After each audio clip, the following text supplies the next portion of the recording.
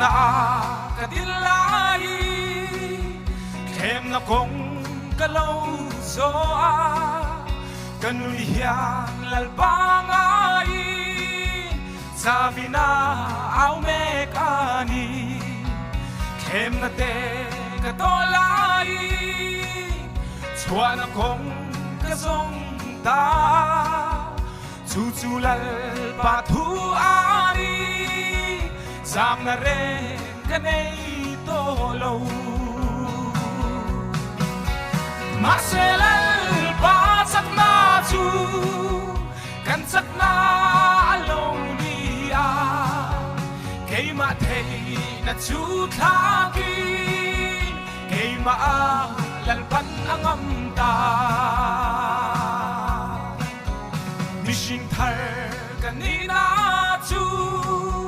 kakama katlahan lai Mishing hui ni na swali Beyin min dilung aya Masekal varit langa Adama mishin na hui tu Cross ati in kamue Mishing thar thole turne Maselal pasak na tu Kansak na along niya Kay matay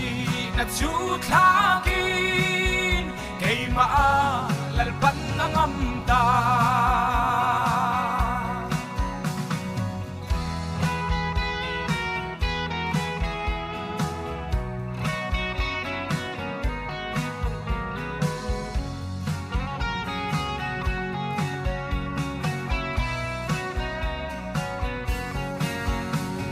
Kovel ni shingzinga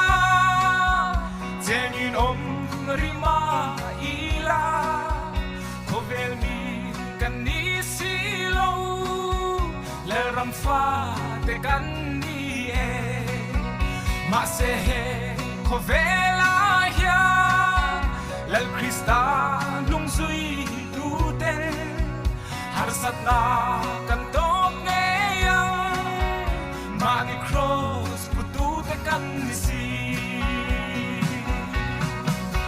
Maselal pasak na tu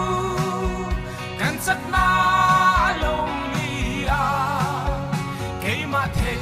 na tutakin Kay maalalpan ng amta Maselal pasak na tu Kansak na along niya Kay matay na tutakin